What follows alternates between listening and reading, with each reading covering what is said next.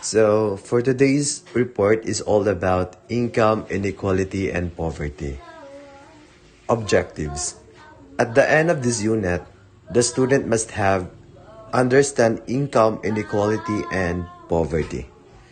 So, what is income inequality? Income inequality refers to the unequal distribution of income among individuals or household in a given population or economy. So based on my research, income inequality, it means that some people or groups earn significantly more income than others. This can be measured through various indicators such as the Gini coefficient, which quantifies the extent of inequality within a given population. High levels of income inequality can have significant social, economic, and political implications, including reduced social mobility, increased poverty, and heightened social tensions. So that's the meaning of income inequality. So let's proceed to the poverty. So poverty refers to a condition where individuals or household lack the resources to meet basic needs for a decent standard of living, such as food, shelter, and healthcare. So based on my research, poverty is a condition characterized by a lack of resources for basic living standard and well-being, including food, shelter, clothing, and access to healthcare and education. It can manifest in various forms such as absolute poverty, where individuals lack the basic necessities for survival, or relative poverty, where the people have significantly lower living standards compared to the rest of society. Poverty can result from a combination of factors, including limited access to employment opportunities, low wages, inadequate social support systems, discrimination, and structural inequalities. Addressing the poverty often requires comprehensive strategies involving social policies, economic development, and equitable distribution of resources. So that's all. Thank you. What are the causes of income inequality? So there are several causes of income inequality. First is the technological. Changes in technology can lead to shifts in demand for certain skills, affecting wages and widening income disparities. So technological advancement can worsen income inequality by favoring highly skilled workers over those with lower skills, resulting in job displacement and wage disparities.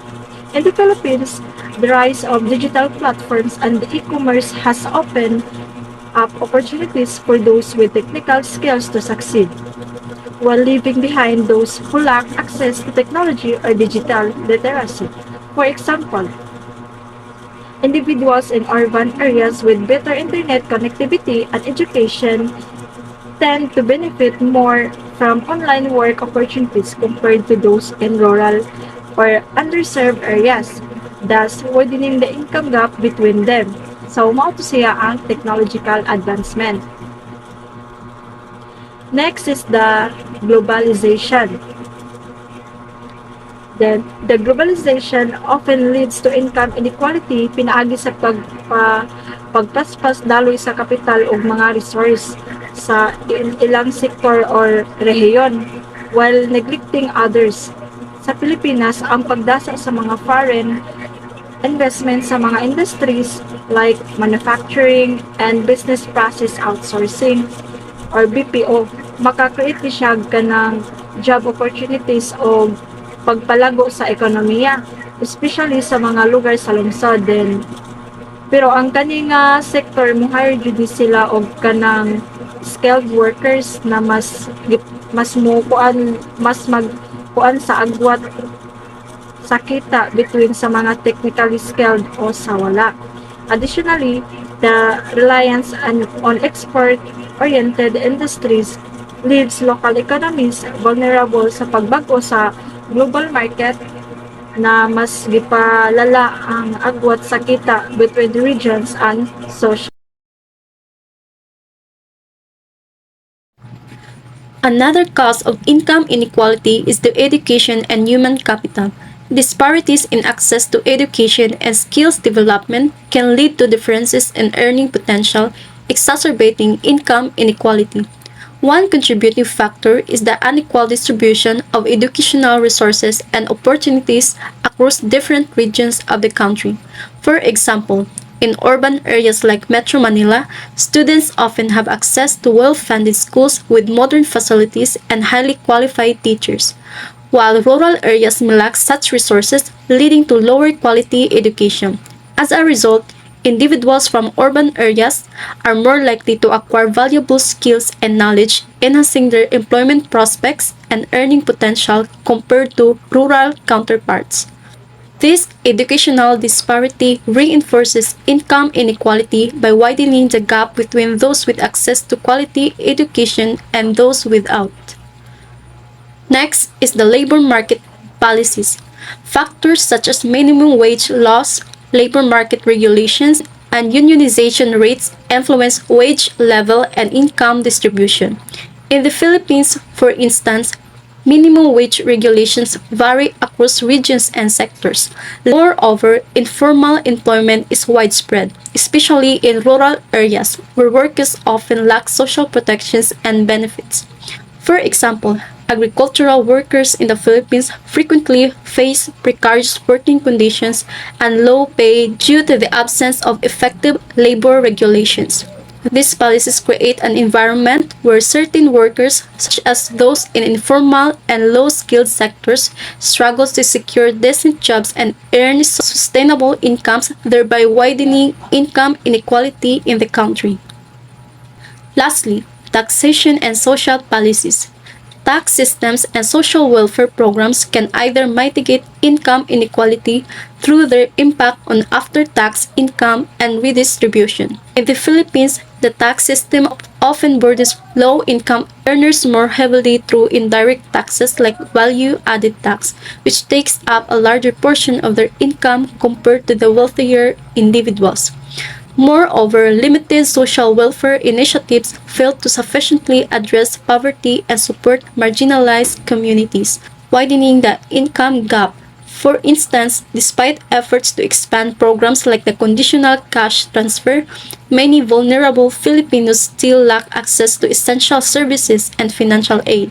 These deficiencies in taxation and social policies exacerbate income inequality by failing to redistribute resources equitably and provide opportunities for socioeconomic advancement, perpetuating disparities in the Philippines. Causes of poverty. First is economic factors. Economic factors can lead to poverty for several reasons. For instance, when there's high unemployment, people struggle to find jobs and earn enough money to support themselves and their families. Additionally, low wages mean even those who are employed might not make enough to cover basic needs like food, housing, and healthcare. Furthermore, if there's inflation, the cost of goods and services increases, making it harder for low-income individuals to afford necessities. These economic challenges create a cycle of poverty, where individuals and families find it difficult to escape financial hardship. So second is social factors. In the Philippines, social factors related to ethnicity contribute to poverty, particularly among indigenous peoples. Indigenous communities face systemic discrimination and marginalizations, which limit their access to resources and opportunities for socioeconomic advancement. For example, the Luma tribes in Mindanao often experience land grabbing and displacement from their ancestral lands, depriving them of their primary source of livelihood and cultural identity. Additionally, unequal access to education and healthcare further exacerbates poverty among indigenous groups. as they often lack adequate infrastructure and services in their communities. These social factors perpetuate economic disparities and contribute to higher poverty rates among indigenous peoples in the Philippines. So third is geographical disparities. Geographical disparities contribute to poverty by creating unequal access to resources and opportunities. In the Philippines, this is an evident in the contrast between urban areas like Metro Manila and rural regions such as the province of Samar. Limited infrastructure, including roads and utilities in rural areas, hampers access to education, healthcare, and employment opportunities. For example, in summer, many communities lack basic amenities, making it difficult for residents to break free from poverty due to geographical isolation and inadequate support for economic development. Access to educational and healthcare. Access to educational and healthcare is also one of the causes of poverty. Without proper education, individuals are often unable to access opportunities for career advancement, relegating them to the low-wage employment. Moreover, the absence of affordable healthcare services forces facilities to prioritize basic needs over medical care, leaving them vulnerable to illnesses that can ex- exacerbate financial hardships. This combination of perpetuates a cycle of poverty by limiting economic opportunities and draining financial resources, ultimately hindering overall social and economic development. Environmental factors. Typhoons, floods, and droughts exacerbate poverty in the Philippines by harming agriculture, lands, homes, and livelihood, especially in rural areas dependent on the farming and fishing. Ins- Insufficient infrastructure and urban planning worsen this impact, leaving vulnerable communities without adequate support and resources for recovery. The damage to crop, livestock, and property, along with the family displacement, results in immediately financial struggles and persistence, obstacle hindering the ability of effective individuals or family to break free from poverty. Good morning, everyone. My name is Jimuel Tabale from BSHM. I am the reporter of inefficient resource allocation. Market failures, corruption, and ineffective governance may hinder the efficient allocation of resource, exacerbating poverty. So, ang dili tarong nga pagka-allocate sa resource diri sa atong gobyerno kay mag-cause dako siya og cause sa paglaganap ng poverty dito sa Pilipinas. So, yun lamang po.